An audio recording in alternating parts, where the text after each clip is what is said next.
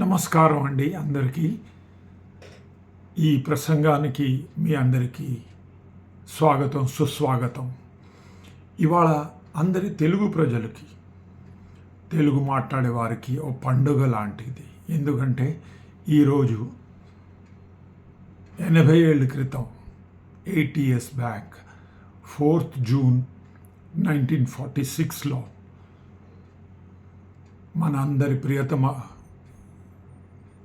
నేపథ్య గాయకుడు, మంచి యాంకర్ అండ్ మంచి మనిషి ఎస్పిబి అంటే శ్రీపతి పండితారాధ్యుల బాలసుబ్రహ్మణ్యం గారి పుట్టినరోజు. ఈరోజు 80 years కంప్లీట్ అయ్యేది. అన్ఫార్చునేట్లీ అతను కోవిడ్తో 2020 25th సెప్టెంబర్ నాడు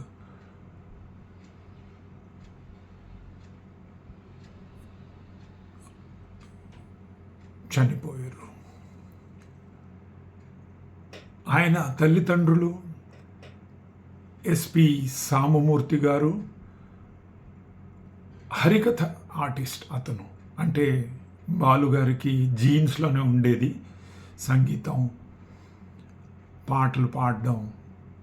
వాళ్ళ అమ్మగారు శకుంతలమ్మ గారు.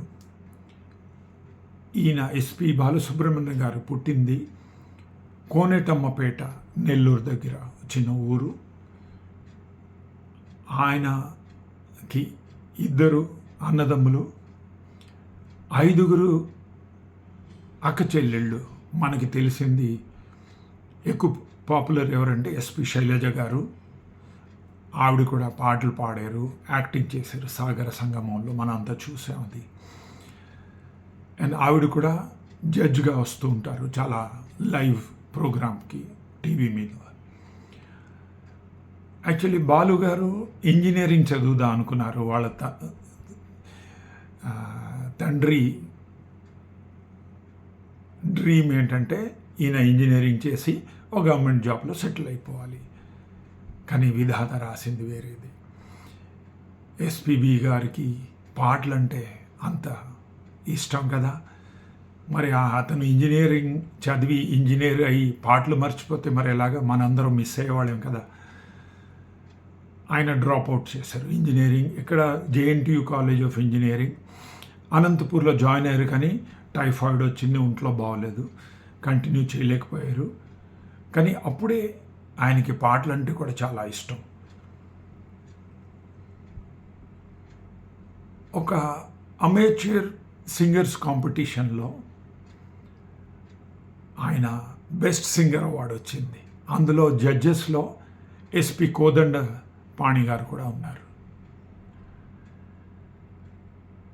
సో ఎస్పి కోదండ పాణి గారిని ఎస్పి బాలసుబ్రహ్మణ్యం గారు మెంటర్గా అనుకునేవాళ్ళు.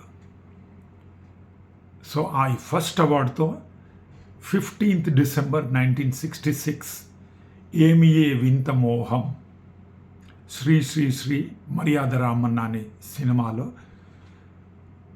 దానికి సంగీత నేపథ్యం, సారథ్యం కూడా ఎస్పి కోదండపాణి గారే చేశారు. ఇంకా December 66లో స్టార్ట్ అయిన ఈ మోహం ఇంకా 54 years వరకు, 54 ఏళ్ళ వరకు నడిచింది ప్రస్థానం. 40,000 కన్నా ఎక్కువ పాటలు పాడిన గాయకుడు ఈయన. అన్నిట్లో వరల్డ్ రికార్డ్స్. ఒకే రోజు 21 పాటలు కన్నడలో రికార్డ్ చేయించారు. ఆయనకి 6 నేషనల్ అవార్డ్స్ వచ్చాయి పాటల కోసం. ప్లేబ్యాక్ సింగర్ మేల్గా ఫస్ట్ పాట మనందరికీ చాలా నచ్చిన పాట. అన్ని పాటలు మనకి నచ్చిన పాటలే. ఓంకారనాద శంకరాభరణం 1979లో ఆయనకి ఫస్ట్ నేషనల్ అవార్డు వచ్చింది. ఇమ్మీడియట్ నెక్స్ట్ 1981లో హిందీలో పాడారు తెరే మేరే బీచ్ మే, ఏక్ దూజేకి లియే కమల్ హాసన్ గారి కోసం. మళ్ళా కమల్ హాసన్ గారి కోసం పాడిన వేదం అణు అణు అన్న నాదం Sagara Sangamam 1983 third national award best male playback singer. 4వది చెప్పాలని ఉంది గుట్టు విప్పాలని ఉంది రుద్రవీణ 1988. 5వది ఆయనకి కన్నడలో వచ్చింది national award for best male playback singer national award. Umandu Ghumandu అనే కన్నడ పాట. 6వది ఆఖరిది ఆయనకి తమిళంలో వచ్చింది. తమిళ్లో తంగ తమరాయ్ మగలే మిన్సార్ కనువు అని సినిమాలో 1996. ఆయనకి చాలామంది గురువులు ఉన్నారు, కానీ మొహమ్మద్ రఫీ పాడిన హిందీ పాటలు ఆయనకి చాలా చాలా ఇష్టం. అసలు ఎంత ఇష్టం అంటే ఆయన మొహమ్మద్ రఫీ పాడిన హిందీ పాటలు విని ఏకాంతంలో ఇంట్లో ఏడ్చేవాళ్ళు. అందుకు ఆయన సతీమణి సావిత్రి గారు ఇంట్లో మొహమ్మద్ రఫీ పాటలు బ్యాన్ చేశారు. ఆయనకి ముఖేష్ అంటే కూడా చాలా ఇష్టం. ఆయన ప్రోగ్రామ్స్లో ఆయన చాలా మంచి యాంకర్ కదా, మనం చాలా ప్రోగ్రామ్స్ విన్నాం. ఆయన స్టార్ట్ చేసింది పాడుతా తీయగా ఇప్పటికి కూడా నడుస్తున్నది. ఆయన సుకుమారుడు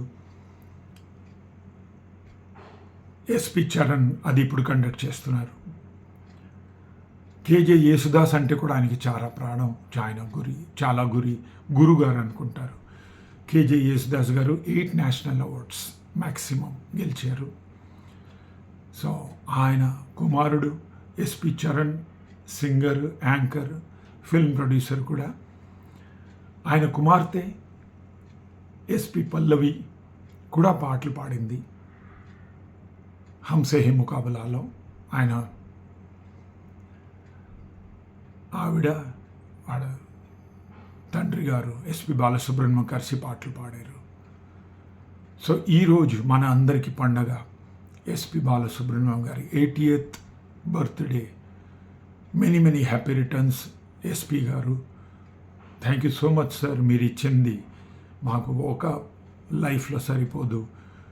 అలా కంటిన్యూస్గా మీ పాటలు వినాలని ఉంటుంది, మీ మాటలు వినాలని ఉంటుంది. Till we meet next time in another ప్రసంగం. వచ్చే వారం మళ్ళా ప్రసంగంలో కలిసే వరకు మీ అందరికీ goodbye. Thank you. God bless. Take care.